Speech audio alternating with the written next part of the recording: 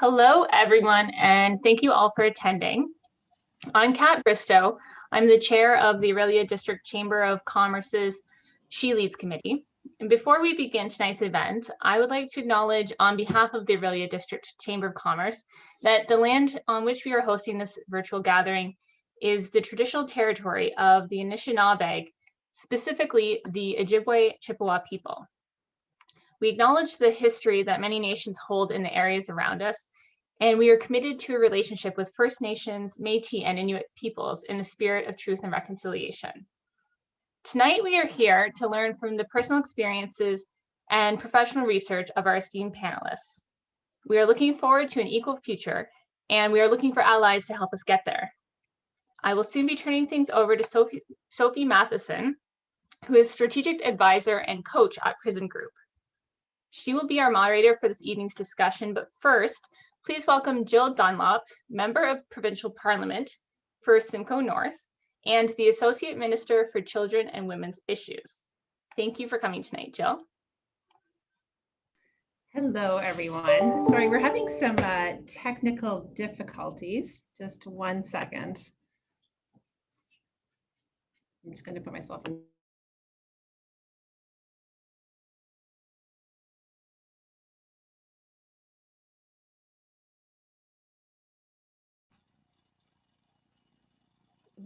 The one nice thing with COVID is that everyone's become a little more tolerant. There we go. I can honestly tell you today has been a difficult day for me technology-wise for some reason, but such a pleasure to be here with everyone this evening. And such an important and timely discussion focusing on the issues facing women in today's workforce. I'm especially honored to be here both as a local member of provincial parliament, as well as a Minister of Women's Issues. And I'm encouraged to see so many people here today who are committed to advancing women in our economy. Increasing women's economic participation and empowerment and entrepreneurial footprint is a priority for our government and a passion for myself. Both have experienced significant impacts as a result of the COVID-19 pandemic. Yet women hold the key to Ontario's prosperity in the post-pandemic era. As some of you may know, I have 3 daughters who are all in university now. And while I was very blessed to have many supports growing up, I want to ensure that my daughters can be just as successful as the male peers at school or in whatever path they may take. I have often said that from the boiler room to the boardroom, women are underrepresented in our economy. We need more women doing paid work across all levels of our economy. Creating pathways to good paying jobs and solid careers helps women build wealth and provide for their families.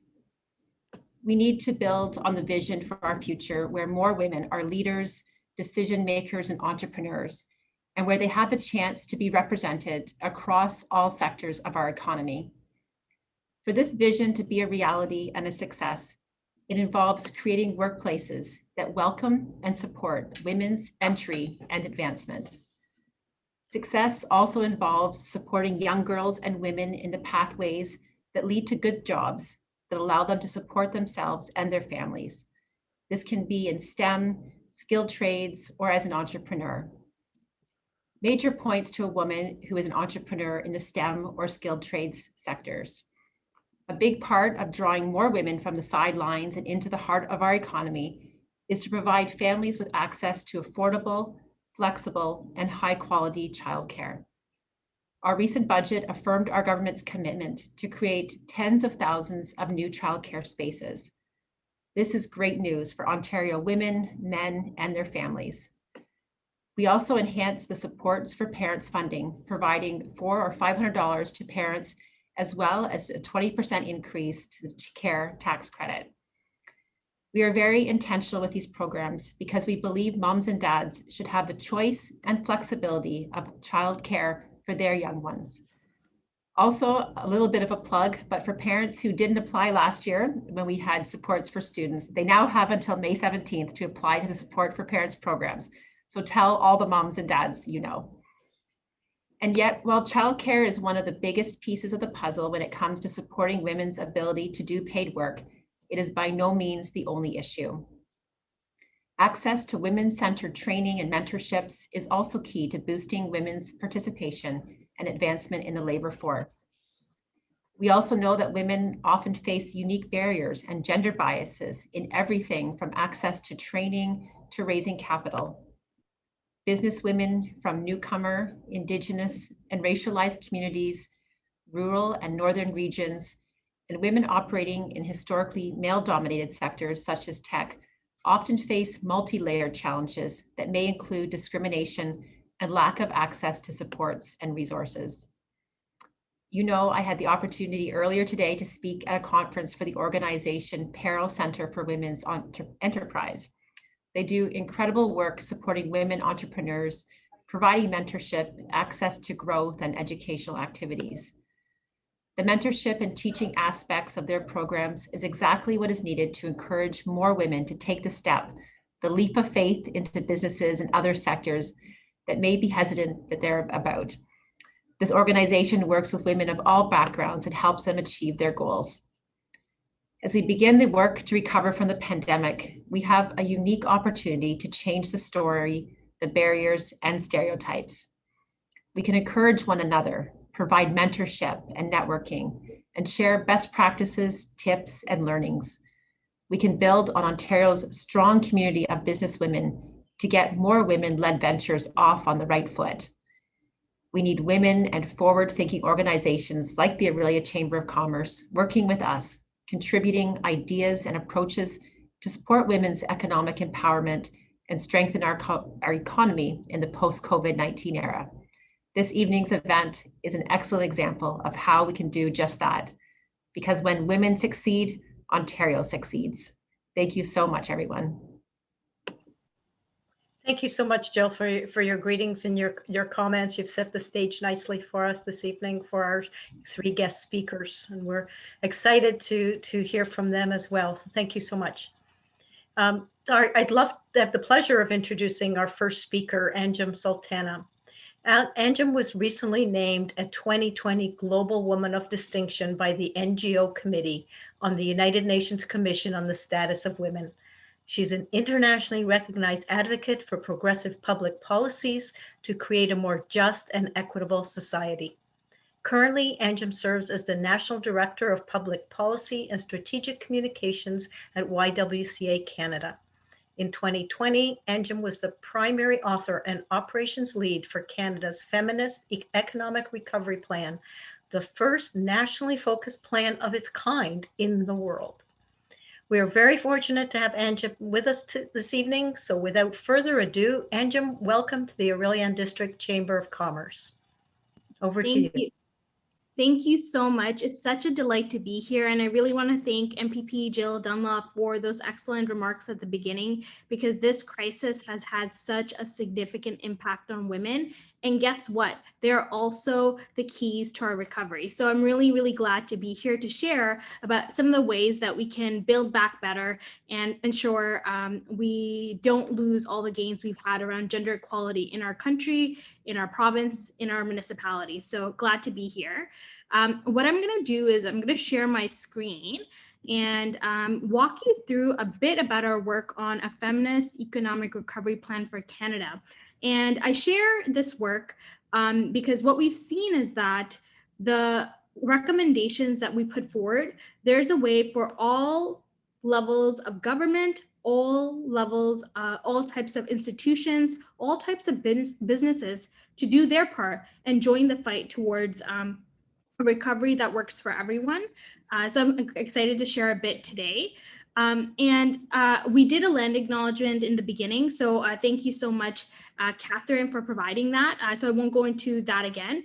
What I do want to share is, and we've actually seen this a lot experienced by advocates as well as politicians, is while we are meeting virtually, unfortunately, these spaces are not always safe. So we always like to also reiterate, for all of us to do our part to make these spaces as safe as possible, because we know that oftentimes folks who experience marginalization in real life also experience that online. So wanted to kind of flag that as we meet virtually.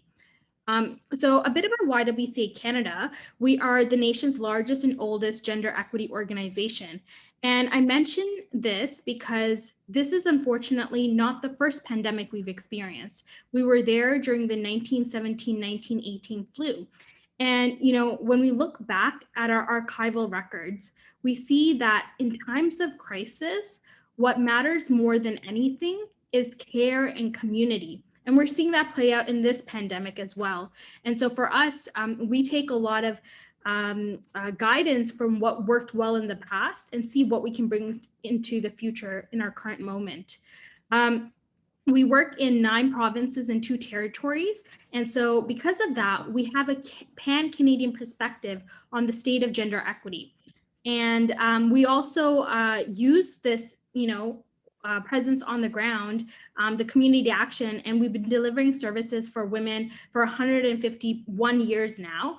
And we use this information to guide our national advocacy from coast to coast to coast. And our ultimate goal is, how do we, in a way, put ourselves out of business, right? How do we ensure that the issues that we are supporting and addressing one day get fully eliminated, whether it's ensuring that women are able to achieve their full potential in the workforce, addressing gender-based violence, ensuring that homelessness is no longer an issue. These are some of the challenges that we focus on the ground every day. And if I were to give you 3 key messages around what I want you to take out of this presentation, it would be the following. First, it is absolutely crucial for us to have an explicit gender focus in our recovery conversations for Canada, for society at large, here in Ontario, because the fact of the matter is, this crisis is different. Previous recessions, previous pandemics may not have impacted women as much as they've impacted women during this time. And so what we need is a new playbook, a new way to address this crisis. And that's what our work on a feminist economic recovery plan offers. And because of who has been impacted, those are the very folks that need to be at the center of recovery discussions. So I was really heartened to see in the Ontario budget, for example, an indication that there will be some sort of task force for women in the economy, similar to what we see on the federal stage. This is very, very important and very well received. Finally, we really see that Canada and Ontario in particular, as the economic engine of the country, can really be leading conversations around feminist recovery. And we're really excited to see what happens next in the province, and excited to hear about some of the announcements provincially as well around childcare that we were just hearing about. So let me tell you a bit about what we've seen as the dire impacts on women during this crisis in Canada. So globally, 70% of the global health workforce are women. So women have been on the front lines of this crisis. Unfortunately, only 25% of leadership roles, though, are occupied by women. So we see a disconnect. Who is on the front lines? Who is in decision making? Let's try to close the gap there. In Canada, going into our country, over 50% of women workers are in what we call the 5 Cs, very, very essential occupations in caring, cashiering, catering, cleaning, and clerical.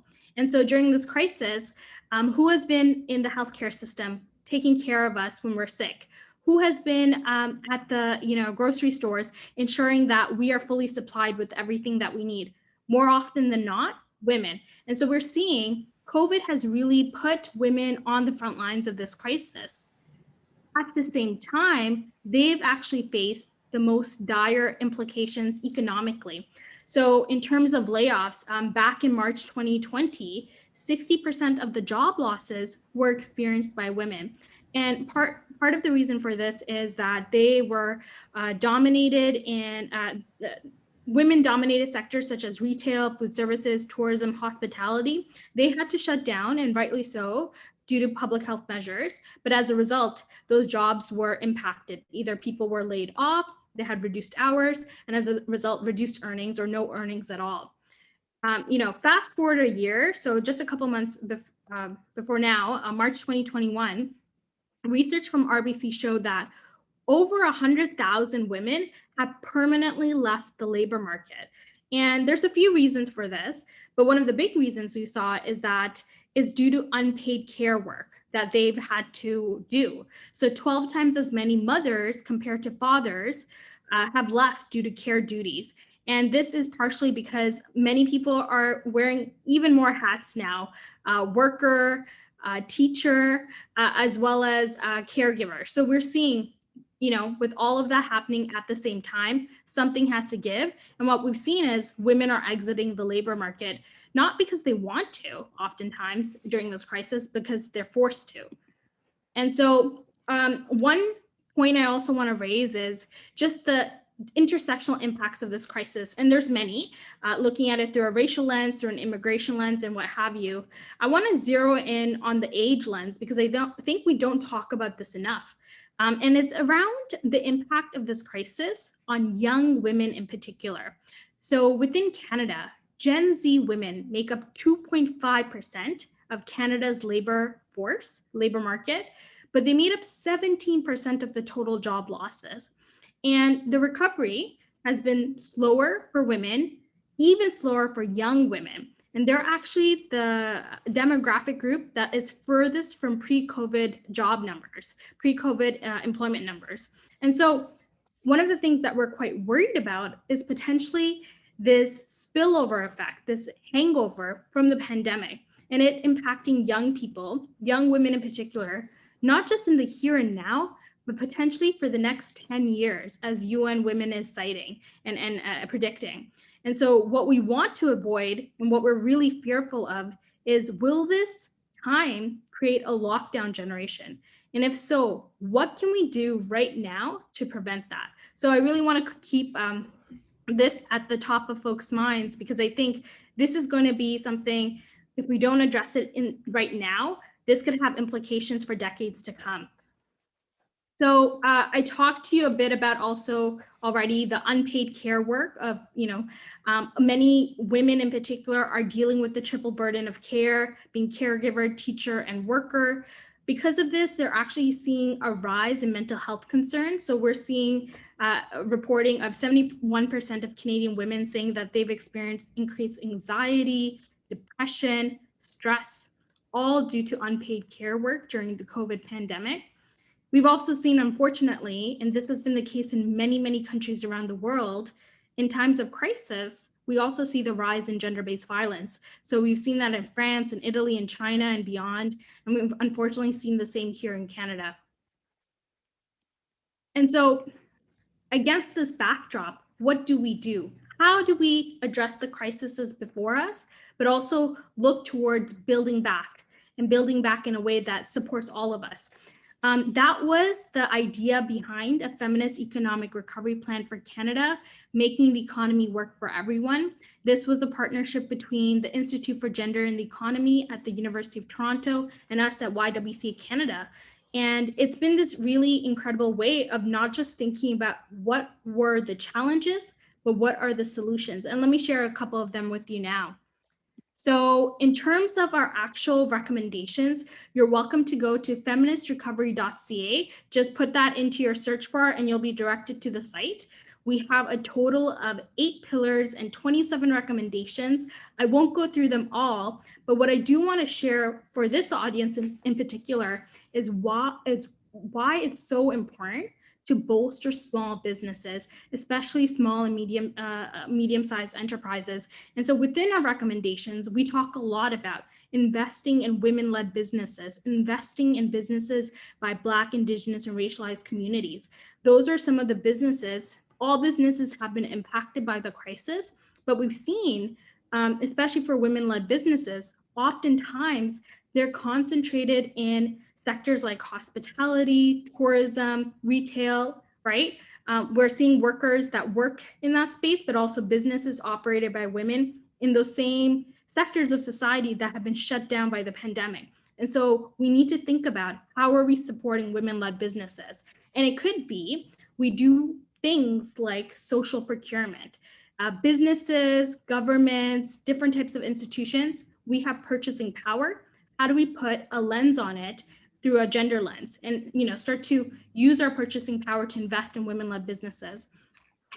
We also talk a lot about childcare in our plan.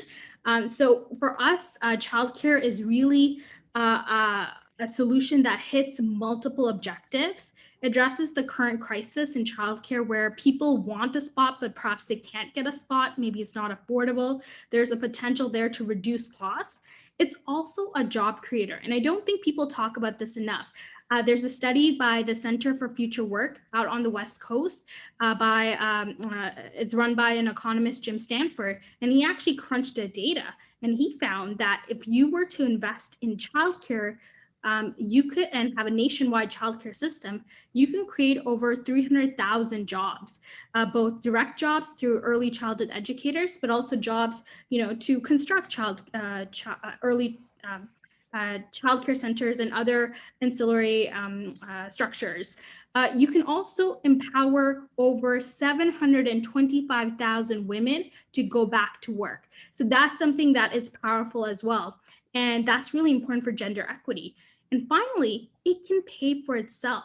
We've seen actually from Jim Stanford's study and other studies that anywhere from $17 to $29 billion can be added to our government's coffers. And that in a way can show that this program can pay for itself. So that's another element of our feminist recovery plan. I'll say a bit more about the plan and kind of go into what's next for us. This is the first nationally focused plan, as was mentioned earlier. We talk a lot about in the plan around how do we measure success. It's really important for us as a country to be looking at GDP numbers and also job recovery numbers. But we also have to look at the things that make it difficult to create an economy that works for everyone. This means looking at things like gender-based violence. This means looking at things like addressing homelessness. When we don't address that, that creates an unhealthy society and potentially an unhealthy economy. So that is something we need to also address. We talk a lot about in the plan addressing systemic racism and combating the shadow pandemic. Again, you cannot have an economic recovery in a climate of hate, fear, and violence. So this is something else that we start to connect to the conversation about economic recovery. So I'll go quickly into some of the things that we did in case this may be of interest. But when we launched the plan, we had every single part of society reaching out to us. And that was what was so incredible. We had folks, publish and talk about this in different newspapers across the country. I think for us, what was exciting is that we were hearing about feminist recovery in Hamilton, in Niagara, in St. John's, in Vancouver. So from coast to coast, people were talking about the need for a feminist recovery. We've also seen in Canada, feminist recovery start to be talked about in the province of British Columbia. And in fact, later this month, the city of Ottawa is also going to be putting out a plan looking at economic recovery through a gender lens, which we're quite excited about. And so what was the impact of our plan? So in the speech from the throne, we actually saw an understanding you can't have recovery without addressing the needs of women. There was a talk about an action plan for women in the economy. This was followed with some money in the actual fall economic statement. And then we actually saw our Minister of Finance talk about things like early learning and childcare, a national action plan to end gender-based violence. And I think another element we don't talk about enough, and I see as vital partners to the business sector, is supporting charities and nonprofits. When you're talking about recovery, you can't do it without business and you can't do it without charities. So let's also invest in supporting charities and nonprofits to come back from this crisis. So, in some of the lessons learned, what I've heard and what I've seen is the pandemic has opened an incredible window, a window to create transformational change. And let's use that window to do some good together and work together to achieve our collective aims.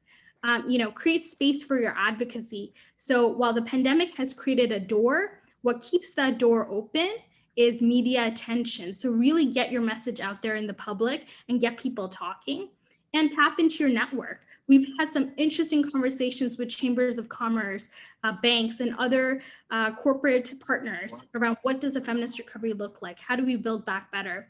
And I think the final thing I'll end on is always have an ask. You'll see with our plan, We talk about what the challenges are, but we don't stop there. We talk about what the solutions are as well. And I think that's the way we can build forward a better society that works for all of us. So with that, I want to close off and thank you for your attention. And I'm really looking forward to the Q&A. Do stay in touch. My email address is there, but also definitely check out feministrecovery.ca. With that, thank you so much. Thank you so much, Anjum. You've given us so much to think about and set the stage beautifully for our evening tonight. And particularly reflecting on your comment about the pandemic hangover and how troubling that is, either for our children or our grandchildren. So hopefully we can help alleviate that hangover for them. So thank you so much. And again, too, looking forward to the Q&A. So next, I have the pleasure of introducing Claudine Cousins. Claudine's a scholar, a practitioner, and community changemaker. She is Chief Executive Officer of Empower Simcoe and a part-time teacher in the School of Business at Georgian College. Claudine is a strategic, big picture thinker with a drive and passion for social justice issues. In addition, Claudine is a local advocate for equity, diversity, and inclusion, and shares her experience through presentations, speaking events, mentoring, and being a champion for women. We're thrilled to have Claudine speak to us today about her career journey, obstacles encountered trying to break through the glass ceiling, reflection on where she is today, and lessons learned. Welcome, Claudine. Thank you so much, Anjum. Thank you for setting the stage. I must say that it frames what I have to say. It flows from what Jill also laid out in terms of a framework for us. So I will gladly jump on and hold tight.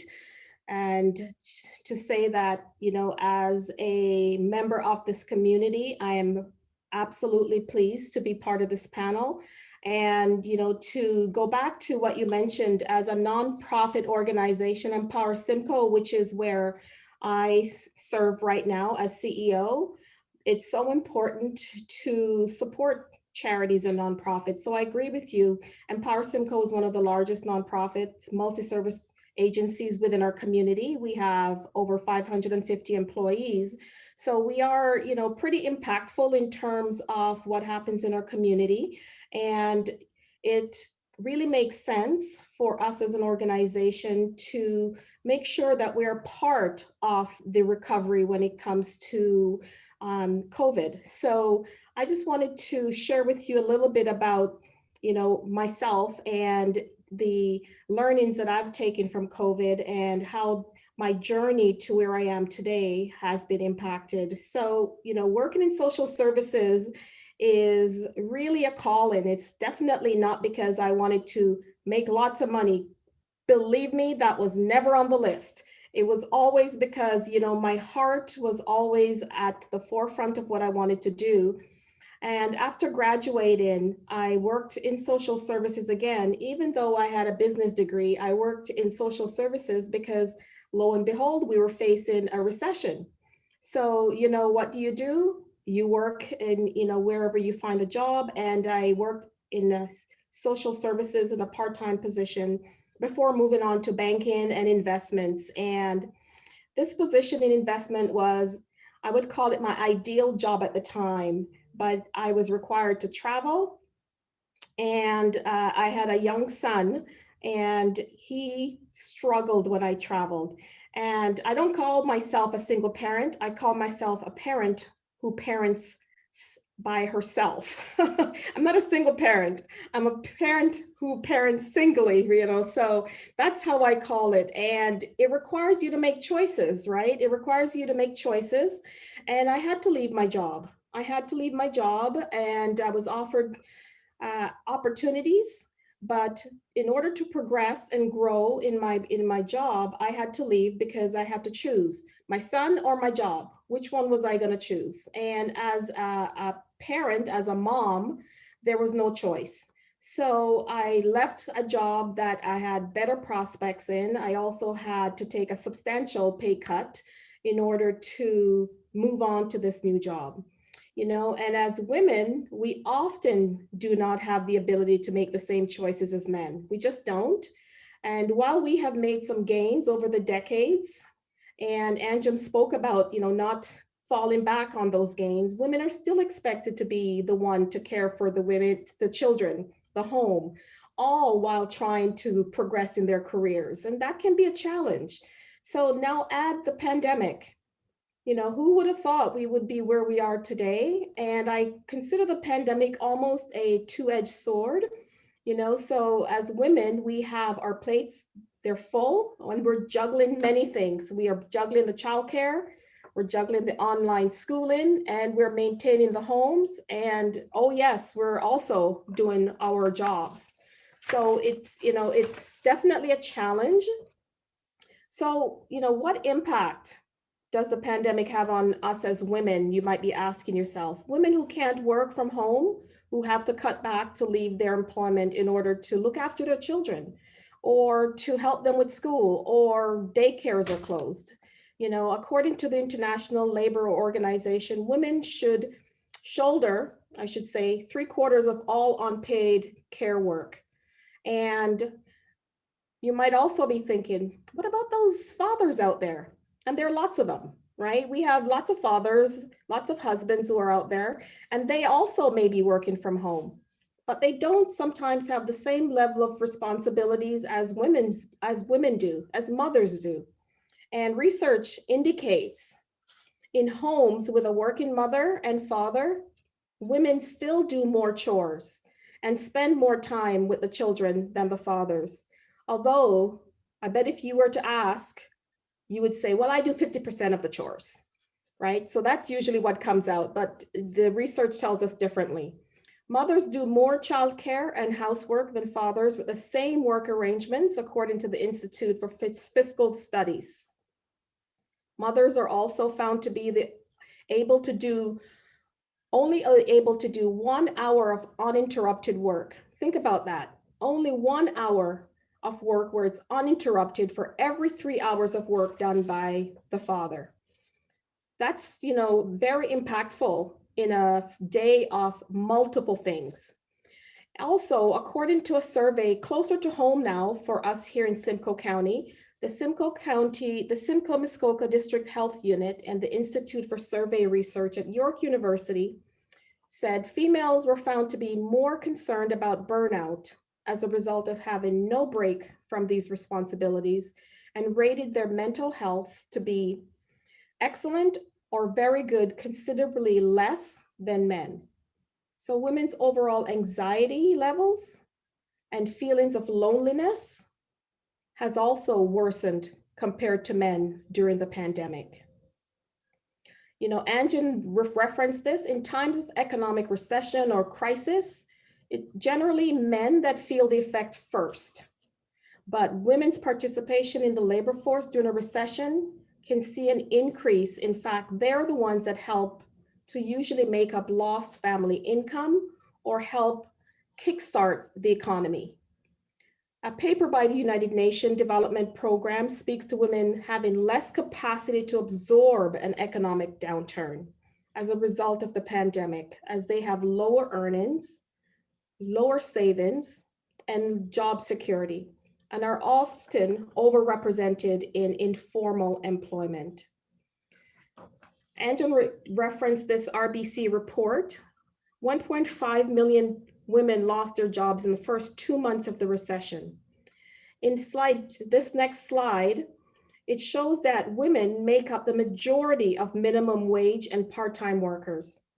And they also account for 63% of job losses as of March 2020. This was at the start of the pandemic, but even at November 2020, they still had not regained back what they have lost. They were 3 times less likely to get to the rate that they were at as their male counterparts. So men are definitely progressing ahead and recovering even during the pandemic faster than women are. At the start of the pandemic in February, single parent mothers were more likely than mothers in 2-parent families to have experienced job losses or reduced hours. This next slide shows that by June, they had only recovered 23% of their hours, and those with kids under 6 had recovered only 19%. This is impactful when you're thinking about having to pay for all the things that have now increased in cost. Food has gone up, and the ability to pay for all those things, ability to pay for the technology to provide schooling over virtual has also increased for a lot of families. So the impact of the pandemic on women has been quite shattering.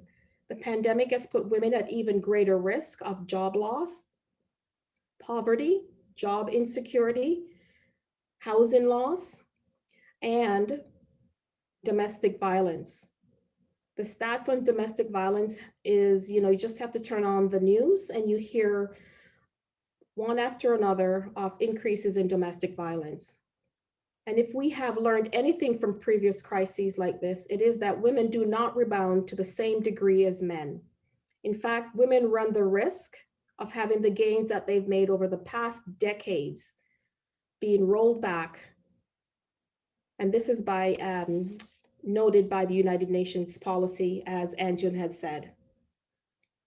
So then the impact of the pandemic on childcare is still being realized. We see that being played out as we get locked down and reopen and locked down and reopen. And in some cases, childcare centers have closed altogether. The cost of childcare has increased, making it more expensive. And Statistics Canada found that more than 1/3 of parents who have been working from home are concerned about the challenge of finding childcare, which may impact their ability to return to work. These ongoing concerns around attending school in the pandemic may also result in parents keeping their children home from school, increasing the impact on women and forcing them out of the workforce. As women are more often the lower income earner, it's usually the mothers who end up staying home and taking care of the children. So what about the adverse effect on women in leadership positions? When I look at myself as CEO of Empower Simcoe, I've thought long and hard about how the pandemic has impacted me or may have impacted someone like myself who was just at the cusp of moving into a position such as mine. So, for myself, prior to the pandemic, and I don't doubt that this has occurred throughout the pandemic and will occur after the pandemic, women have hit the glass ceiling. You can call it whatever you want to call it, but they've hit that stage where they just can't seem to break through.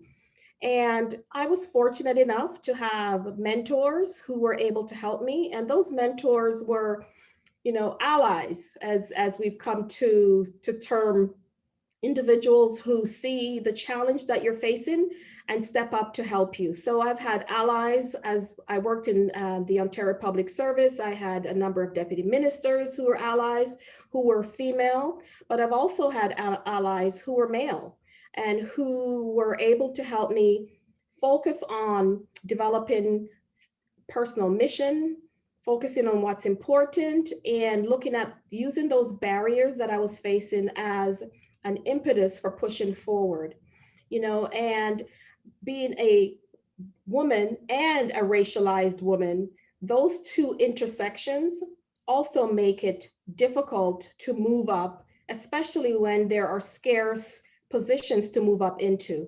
So it's really important as we think about the recovery from the pandemic, how we encourage and mentor and foster those growth and movement between individuals who are on the cusp of moving up into those positions by mentorships with others who can help support that move. As a result of the pandemic, it's likely that women who are on track to move up the ladder to higher positions will face setbacks, based on whether it's gender biases or anything else that is common in an economic crisis where individual organizations decide to cut back or go in a different direction. The term pivot that we've heard over and over again, They may decide to pivot in a different way. Well, we're not going to hire 2 individuals, we're going to hire 1, and this one has more seniority or something of the sort, and that could impact women in a negative way. So women hitting the glass ceiling often have to prove themselves, right? You often have to do the double duty, the extra work, and virtually, doing somersaults in some cases to make it prove to others that you are worthy of the position. So there is a study that shows that less than 1/3 of full-time job losses that were regained after July 2020. So if there are no jobs there, what are women going to do? Where are they going to go back to? How are we going to ensure that they don't continue to slide back? We also know smaller business with fewer employees have some of the hardest hit in the pandemic. Women entrepreneurs, which are a backbone of our economy, have been hit by this pandemic. They have are the ones that are in hospitality, retail, and service. And in slide 4 here, you can see that according to the Canadian Women's Chamber of Commerce and Dream Legacy Foundation, around 61% of women entrepreneurs experienced negative impacts from the pandemic, including a loss of contracts, customers or clients, and also have childcare issues. 53% of women entrepreneurs identified childcare as the top challenge compared to 12% of men. Women entrepreneurs compared with men are experiencing a drastic decrease in ownership and aggregate work hours, according to research. They're also finding it difficult to navigate and access the information needed to continue to drive their business through the pandemic. Women also tend to face more discrimination than men when they're trying to access credit, or they are trying to capitalize or get capital for or grow their business. So you may be asking yourself at this point, geez, Claudine, can you give us enough bad news? You know, the pandemic is bad enough, and now you have to put it in front of our face in this way. So what can we do? You know, there are a number of things. You know, Anjum is right. There are many things that can be done, and a system-wide reform to accessible and affordable childcare is one of those pieces. That's one part of the pie. And we've heard talk of this. We've heard it from the provincial government and from the federal government. So that is helpful. Organizations can play a crucial role.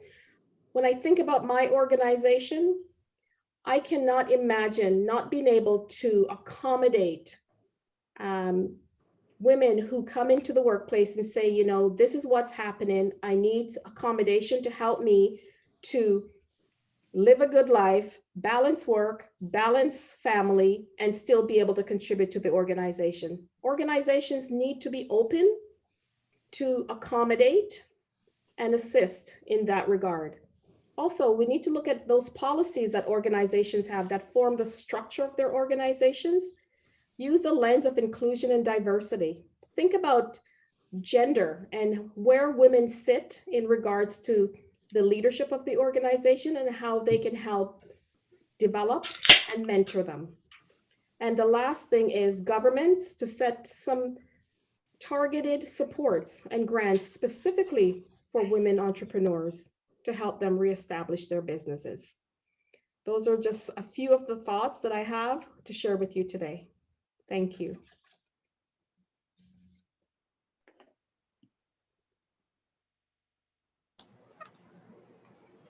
I believe I'm having a technical, can you hear me?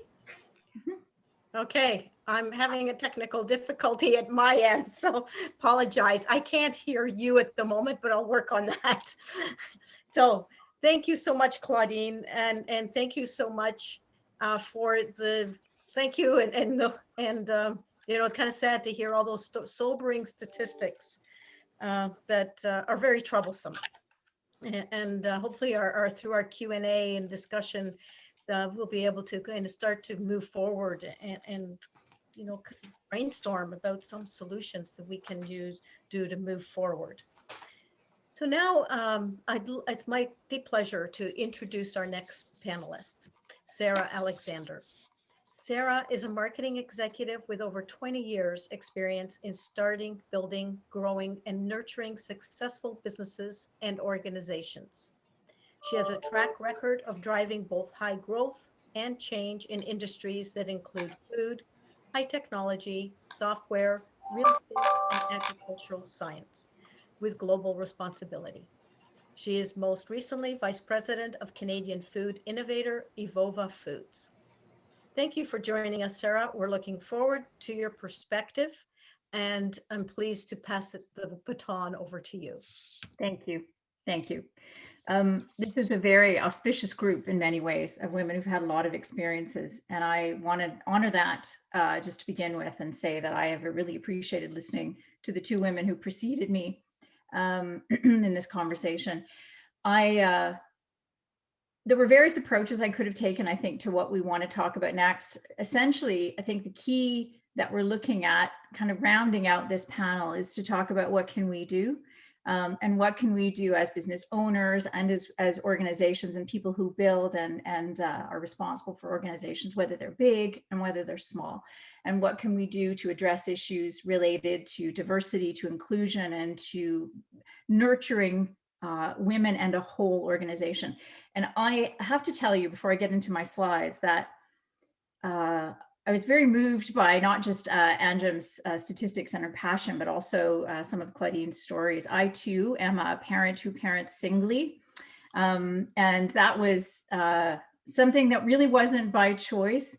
And I can tell you that I've had various experiences related to being a woman trying to work in the last, what I can now tell you is 25 years. And those range, you'll see them in one of my slides, but all the things you might go to HR for. I have to leave because I'm in trouble at home. You know, I've got a child who's very ill. I'm pregnant. I have a child who passed away. I have someone who is sexually harassing me. And I have personally had all those experiences. I don't normally share that, but I'm sharing that with you because when I looked at that slide, which I will show you in a minute, about the reasons women approach HR and then what happens, I had to take a moment because it's all very personal to me. And I have a passion as a result of thinking about how organizations can do better than we have done.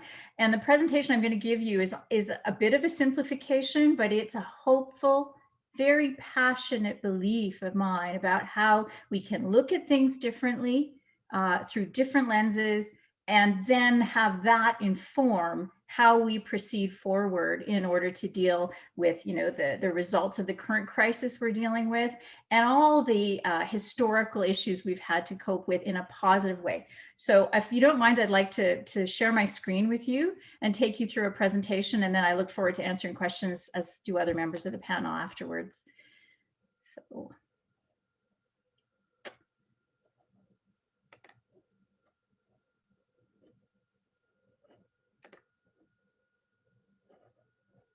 Bear with me while I have my own technical difficulty here. We're going to go back to the beginning of the presentation.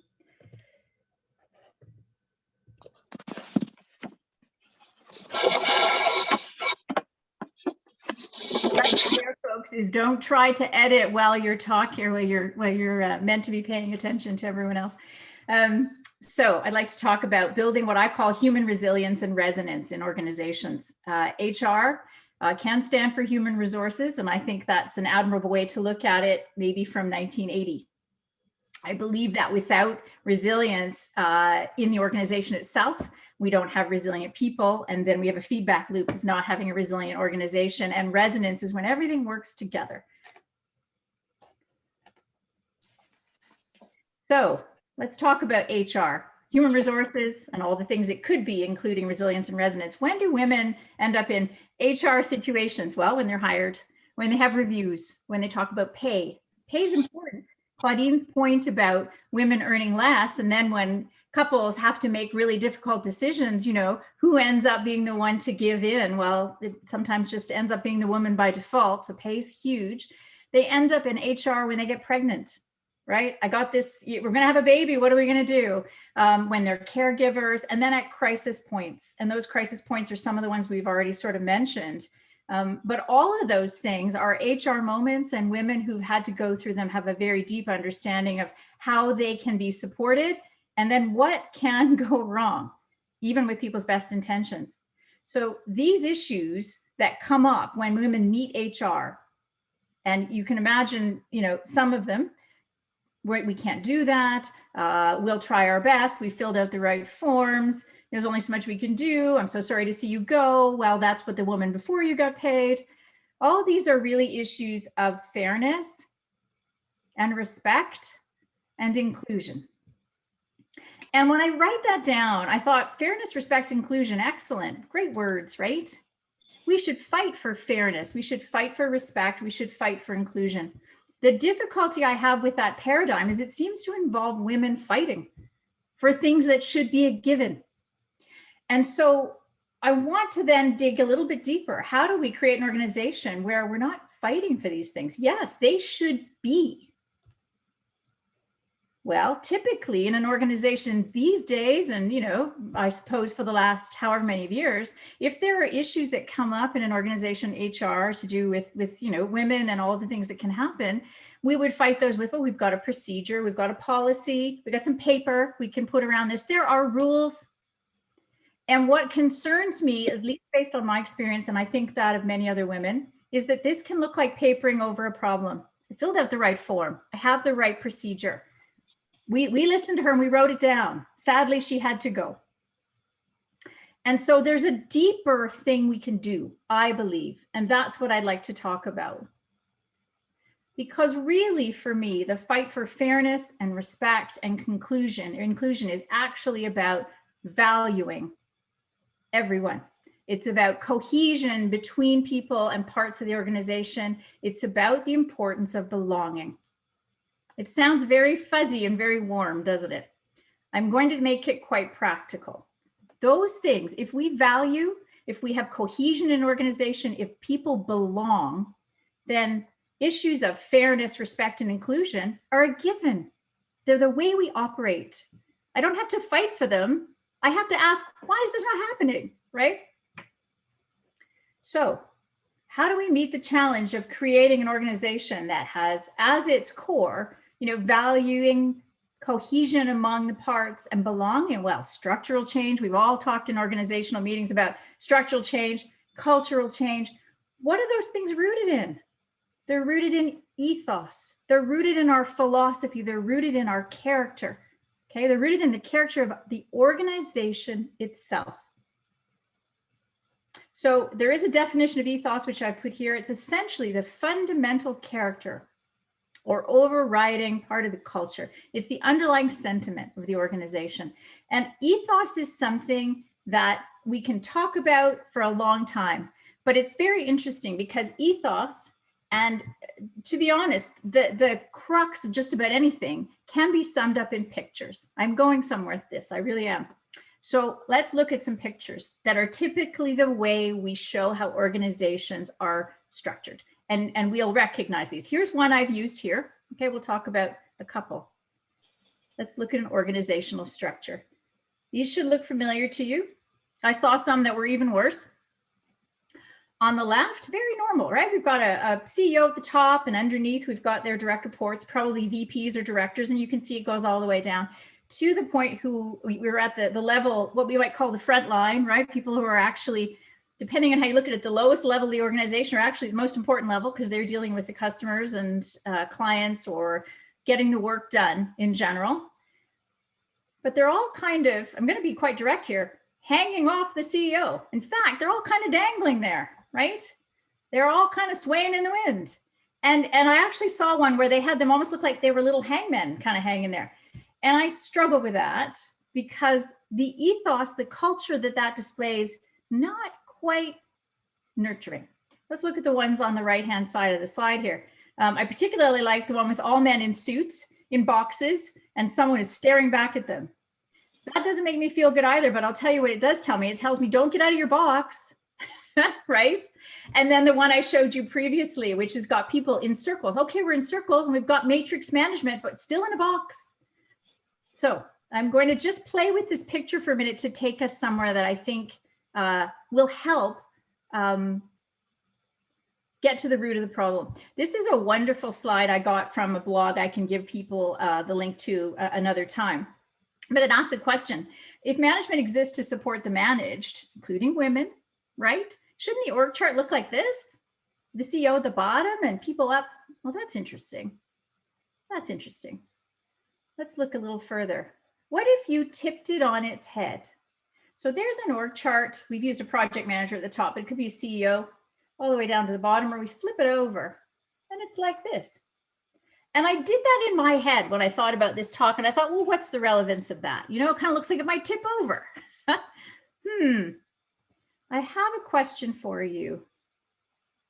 If you turned it on its head and changed the paradigm, you said the organizational structure is going to turn right upside down. You change the energy of the whole thing, which is a whole other conversation. But what does it look like to you? To me, looks like a tree. This is going to become relevant, and I'll take you through the parts of it. It becomes a tree. It becomes something living. It becomes something whole, where if you have the CEO at the bottom, the CEO is holding the whole thing up and has a very important role. People aren't dangling off the CEO. It's not the most important person. Who are the most important people in this organization? They're at the top. They're the ones where the plant meets the sun and gets the job done. And that's very, very key. The other thing I like about this is that if you think all the way through the analogy, we have something at the bottom, and that's the roots. Because in a typical situation, let's go back to a regular org chart.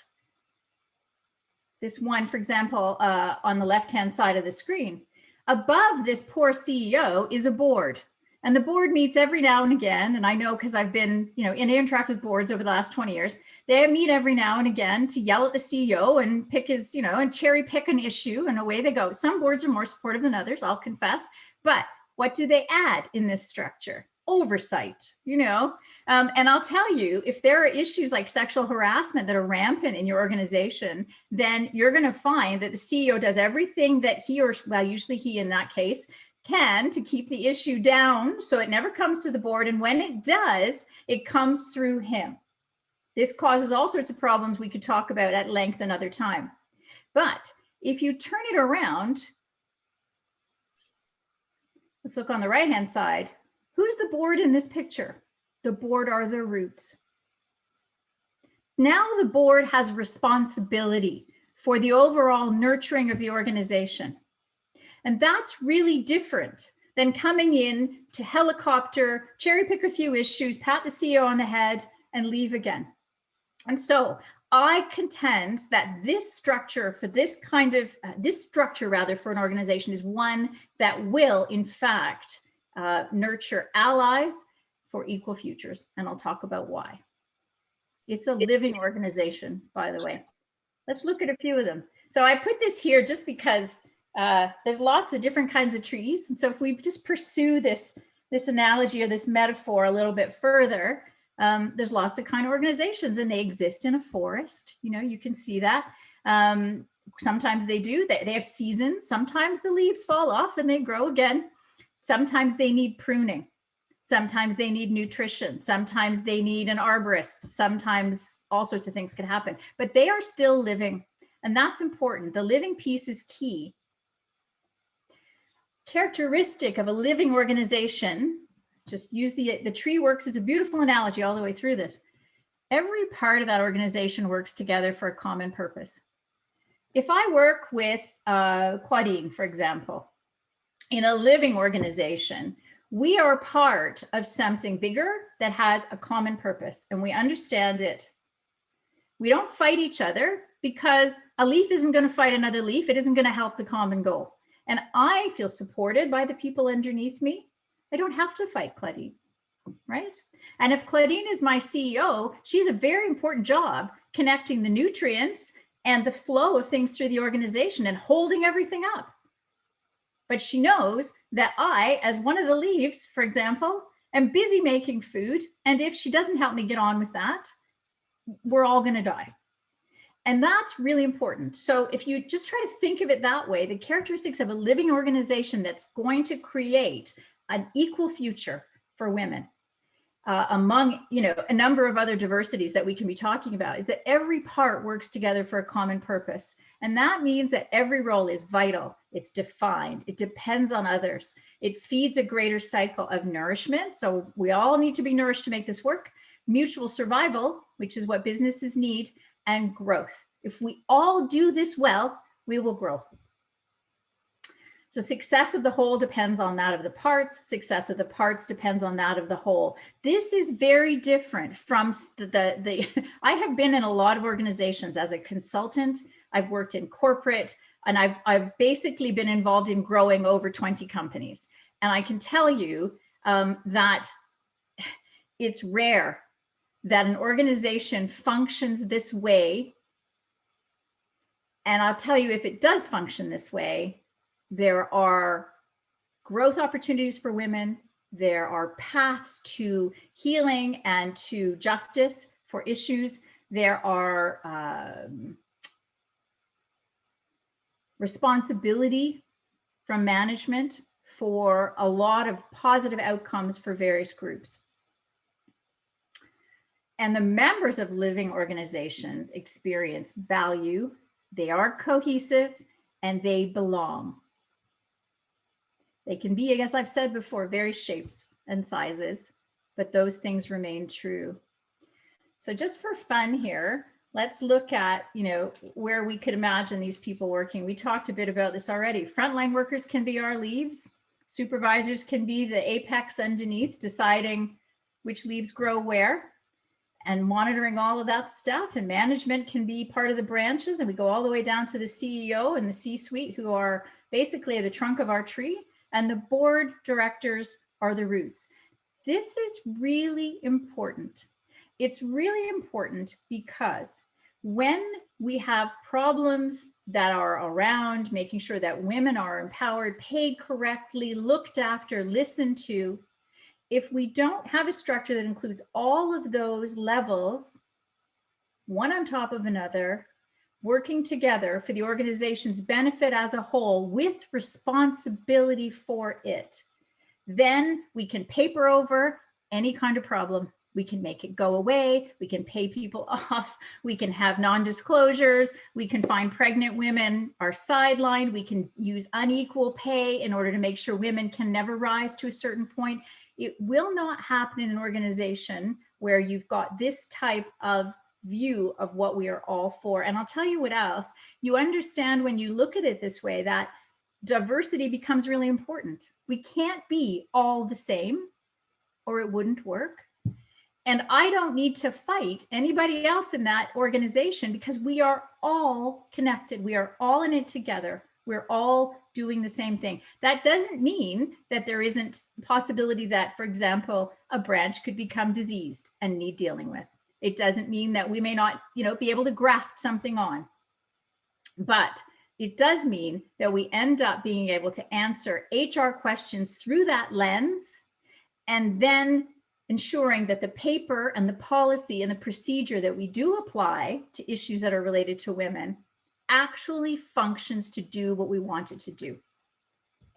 And I believe very strongly in this, although you may have figured that out by now. So let's go back to when women meet HR. And again, heart palpitations every time I look at this slide. So I won't do it to myself a third time, but they meet them at all these places. Well, remember that in a living organization, women experience value. They are valued. There's cohesion among the parts, and they belong. One of the things that happens to women in organizations when there are issues is that they're told, well, maybe you just don't belong here, right? Not in a living organization. Yes, they do. And what is it that we need to do to fix this? And is it fixable? And how can we manage it? Not manage you out so we don't have a problem. Manage the situation so this organization, this organism continues to live and thrive. So how would a living organism respond to crisis? or a living organization respond to crisis in that organism. And that crisis can be, I've got a Me Too problem, right? And the Me Too problem is with the CEO, or, you know, I've got a family in crisis and the woman needs to take 5 months off and deal with it. And that's all there is to it. Okay. Or I've got an equal pay complaint. You know, I'm a salesperson and my, you know, on target earnings are only 150 and every man's on target earnings are 250. How do we deal with this? Well, we said, and I believe this is true of living organizations, they truly value, have cohesion, and people belong. In a being truly valued, people listen. You listen, you believe, you trust that person, and you act. In demonstrating real cohesion, remember that in a living organism and organization, a wound to a leaf is potentially a disease going to spread throughout the tree. So we have to deal, right? So a wound to one is a wound to all. And we basically have oversight, but we acknowledge problems up and down the whole organization. The board gets to know because the board is providing nutrients, right? And there is communal action to heal. I don't even need to expound on that. That's, I think, obvious and important. And we ensure belonging. And that means all parties matter. And this is huge. This means we can extend this paradigm beyond just I don't want to say just women, but just that framework, right? Men v. women. We can extend it to all types of diversity. Inclusion and diversity are vital. And no one, this is key, no one is allowed to remain toxic. Not the other way around, okay? That's important. If you have a toxic problem somewhere, yes, you need to work on healing that. And if that can't be healed, then it needs to be dealt with. I'm going to say that there are a lot of things we can talk about on this if we like to, but I want to leave you with that at the end is just an analogy about how we can look at organizations differently in a positive way. I firmly believe if we take that approach, we then can apply all the usual HR knowledge and understanding and wonderful, you know, good policy making and procedures in a way that's actually going to do what we need it to do. And it gives us a paradigm that everybody can understand. And that's really important, a shared understanding and a shared philosophy, essentially a shared culture and a shared ethos. I'm going to finish there. Thank you so much, Sarah. You've given us as well even more to think about. And certainly, I think the tree analogy is going to stick. It's a sticky point in the living organization. So thank you so very much. So now we're encouraging all our participants to please put your questions in the chat box. And between Erica and myself, we'll be monitoring them. I'd like to maybe start the ball rolling. And this may be a tough choice, but I'd love to ask the question of all our panelists. If there is one thing that could be done to make some significant impact or a impact, and you could only choose one, what action would you choose?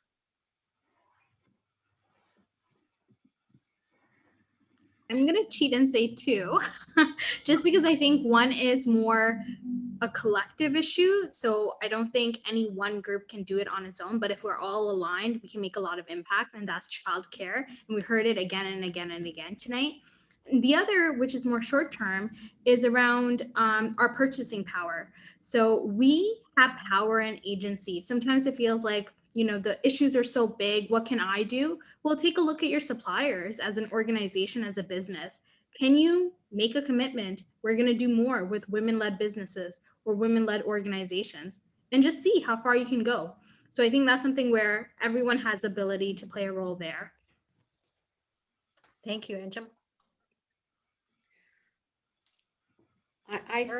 I wholeheartedly support that. I especially support that second part because I try to live by example. And part of what Empower Simcoe does is to exactly do that. Look within the community to see who we can put our purchasing power towards. You know, when we're purchasing something, and I remember very clearly at when we were looking at thanking our frontline workers to say, you know, what can we give them, and focused on women entrepreneurs within the community, and offered that connection between those individuals who are now going to be part of our list of services that we will go to even after the pandemic, because I think that that's a really great way to make meaningful change right here within our, community. I think a second thing for me that I find that is something that all of us can do, because we either run our own business or work in a business or know somebody who does and can influence that, is to look at the policies and practices that we have within our organizations. We have to look at it from different lenses. It's not just about, can we provide the service? It's about, do we have the right approach in doing that? Do we go to our usual standby practices, or do we now open up our minds and think about the women that we have seen within our communities who can help us run our businesses or deliver our services in a more meaningful way? I think that a lot of us can look at our policies and our practices and say, we need to make this much more inclusive. And I really loved Sara's term. Sara, I use it all the time. Belonging is my word as well. Oh, good. I do. When I talk about EDIC, equity, diversity, inclusion, for me, that equals belonging. It absolutely does. Because when you belong, all those things don't matter because you've already dealt with it, right? So right. I think if we can do that, then we can go a long way towards achieving belonging. Excellent. I did not give $20 to Claudine before this presentation, but anyway, I'm glad we resonated there. I love that word. This is my year of using the word resonate. Anyway, I got to tell you, I got kids. I've been a single mom. I could go on. Childcare really matters, but you know what really, really hacks me off and needs fixed? And this doesn't apply to entrepreneurs. I appreciate that, and I've been an entrepreneur too. So, but equal pay, equal pay, equal pay, equal pay, equal pay, equal pay, equal pay. One of the reasons why women are dropping out of the workforce right now is not just childcare. Childcare should be a given, but the fact that when two people have a tough decision to make, she falls off every single time. Equal pay, equal pay, equal pay. Sorry, I'm a little passionate about that. Did you want to say that again, Sara? I do, yeah. But I'm saying it for a reason, right? Because we have been quietly just accepting. And I started working in the 90s. I was born in 1971. I'm going to fess it up. So for us, we were just glad to be there. I'm not just glad to be there now. I want to be paid equally. And that's interesting. If I may share too, my daughter said to me a couple of years ago, pre-COVID, she said, my male staff have no problem coming to me saying, I want a raise. I deserve a raise. She says the female staff never ask. So there's an internal shift, I believe, too, that has to happen besides an organizational shift. So thank you, Sara. We have a question from Laura Thompson. And Laura says, looking at the demographics of this call and the discussion in general, this seems to be perceived as a women's issue, even though it impacts our entire economy and might impact for the next decade. How do we get the broader population to care enough about this issue to take action? And again, not directed to anyone in particular. So please, panelists, over to you. Yeah, I don't mind starting off, and just to say, I definitely agree with Laura here. This is an issue that is going to impact each and every one of us. This is the worst crisis we've ever had as a country on so many levels. It has really tested our mettle in unimaginable ways. And the only way we're going to recover from this crisis if we have all hands on deck. So everyone needs to be able to reach their full potential. And if there's any barriers, we need to dismantle them now, because we economically, mathematically, we will not be able to recover from this crisis if women are not able to achieve their full potential in the workforce, if Black, Indigenous, racialized folks aren't able to achieve their full potential, if people living with disabilities aren't able to reach their full potential. So I think really there needs to be this sense of urgency. And I think sometimes we can, be maybe we might feel like, things are getting better, vaccines are rolling out, that's fine, but there's been unimaginable devastation in this crisis. And so we need all hands on deck to build back our society. So I think there's a sense of urgency that I feel, and I hope we can all kind of make that possible, because this issue around the gendered impacts, it is a gender issue, but it's an economic issue. We need to have all of us operating on the full cylinder. So that's what I would say. Thank you, Anjum. Anjum, I so agree with that. It definitely is more than a gender issue. Definitely, I think to the heart of it is the economic. But we still, it's such a great question, such a great question. We live in a man's world. I am very blunt. I'm very, to the point. We live in a man's world, and we have to say it, because if you don't say it, people whisper around the corners and pretend that it's not true. Mm-hmm. It's a fact.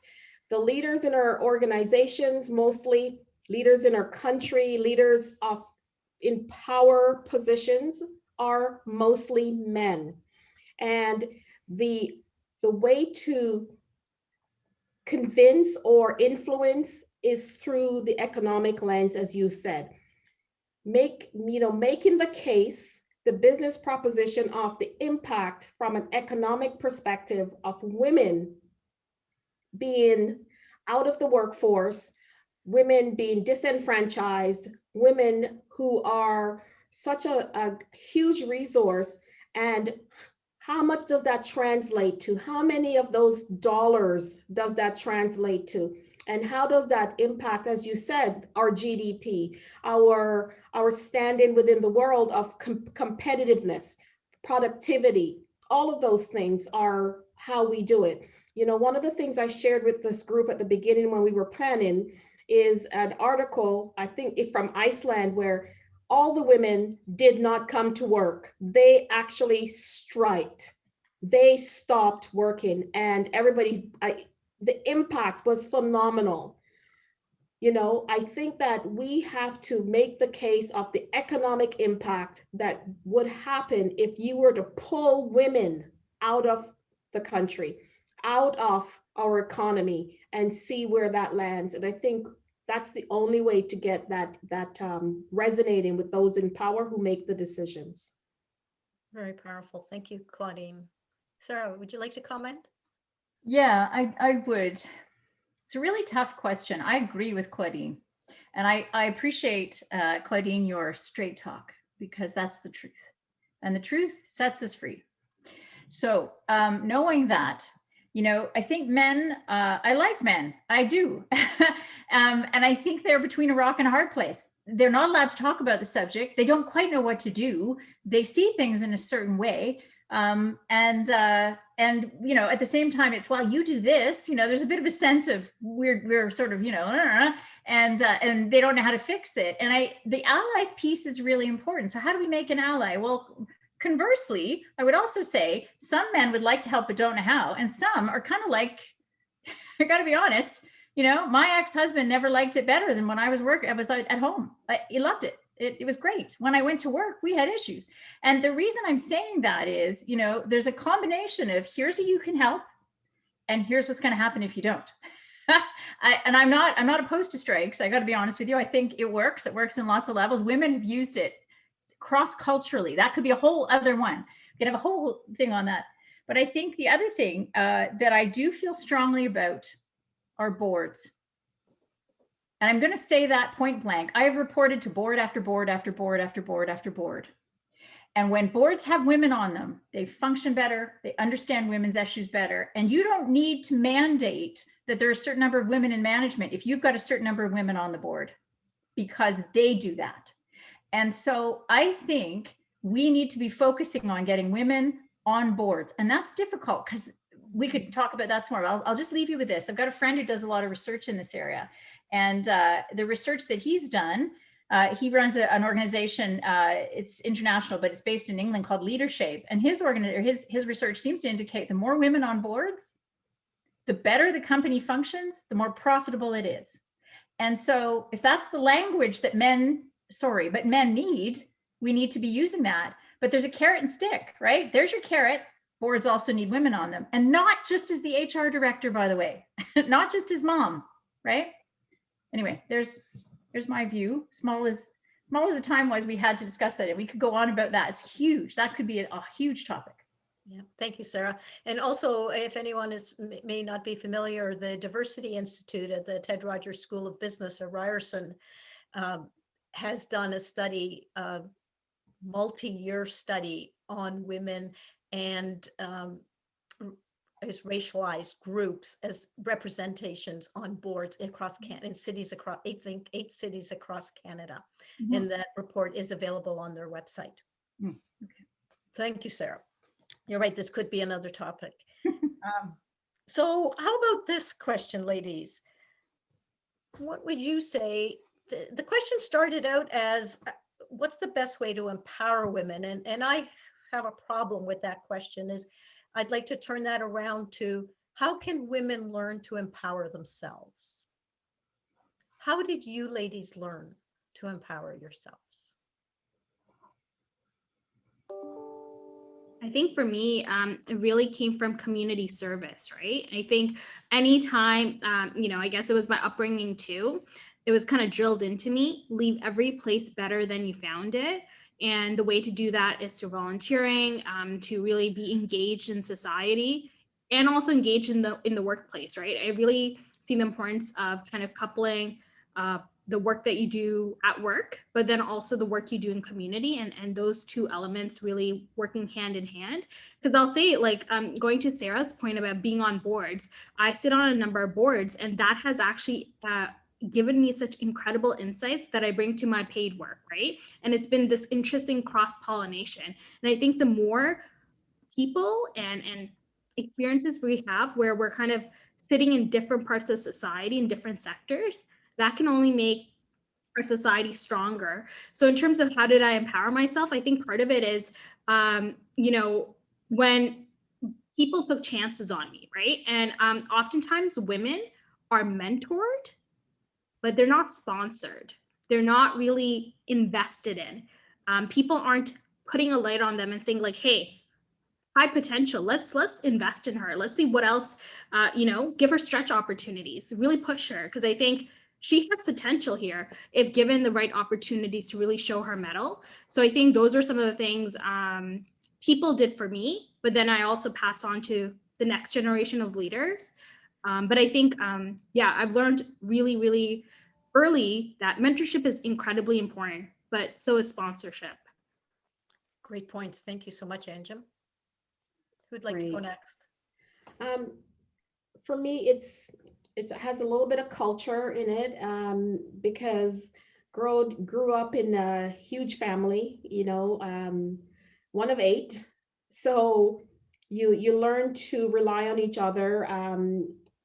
It doesn't matter how small the plate of food, or small the chocolate bar, or small the event, the timeline, it's going to be shared. Everybody's going to partake.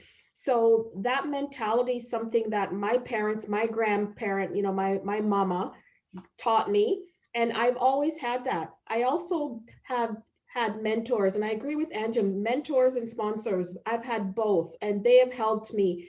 And I believe in the each one help one mentality, where if you're going up, your hand is stretched behind and you're pulling someone up behind you. Mm-hmm. That is something I have always believed in, and I have continued to do throughout my career.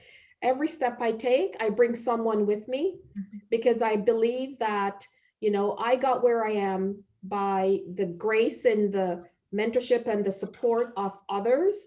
And I've grown because of that. I have blossomed into who I think is a good person and who values what I've learned. So I want to share that. I don't want to empower, because you can't empower somebody. They have to want that. But you have to create the environment or the opportunities for them to grab on and make better. So, that's the mentality that I've always used, and it has worked well for me. Even in my role as CEO, You know, I've used that, and I continue to strive for that. Thank you so much, Claudine. Wonderful reflection. Sara, we've got a few minutes left. We'd love to squeeze a minute in for you to. I'll be quick. I'm doing a lot of personal work on the following issue, and that is not being afraid of my own power. I don't think I'm the only woman with this issue. I think a lot of women have this issue. And so in terms of empowering myself, raw grit, resilience, had no choice, had a lot to do with that in my early career. Now, personally and professionally, power, when aligned properly, is not a force for evil. It is actually very, very often, in fact, if it's well aligned, a force for good.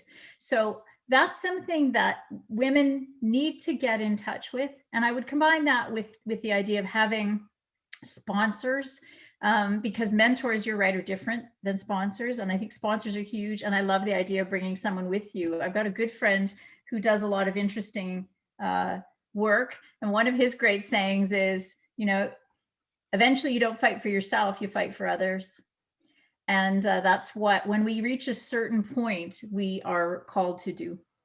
So there's the, you know, getting a grip on your own power and then realizing that that comes with responsibility to fight for other people. Thank you, Sara. Thank you to all three of our panelists, to Sara, Claudine, and Anjum.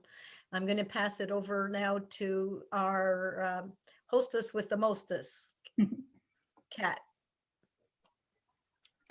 Thank you very much. So just in wrapping up, we have some door prizes that are generously donated from local sponsors. We have 5 $100 gift certificates to local restaurants of your choice.